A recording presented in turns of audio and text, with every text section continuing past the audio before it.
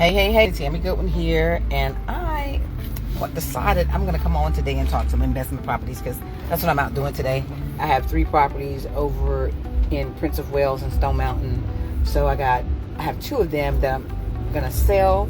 I think I'm going to just outright sell one. The other one, I'm going to do a rent-to-own lease purchase or lease with an option type of deal. And then the third one, once it's finished, because it's my burnout, I'm definitely selling that one. So we're going to see how all this works out. And I'll keep you guys posted and let you know. But then after I sell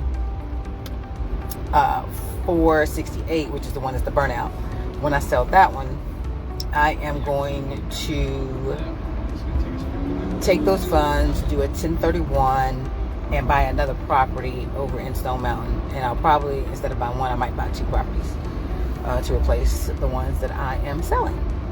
So we'll see how that all works out. I also just ventured into the Airbnb game. So I have an Airbnb coming up in Goose Creek, South Carolina.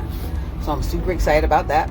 Right now, the reason why I want to come on is I want to talk to you guys about investments, because this is a great time to invest. I hear a lot of people, my favorite thing is people like, oh, is it a good time to buy? For me, I say it all the time, it's always a good time to buy.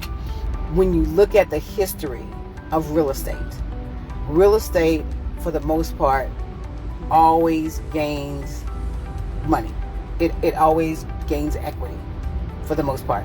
Now, have there been some times where the market went down? Of course, but that is less than the times where the market is going up steadily.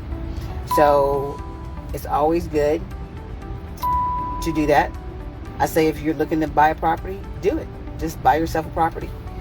When you're thinking about investing and whether you're going to do it, it's all about mindset. It's all about the mindset.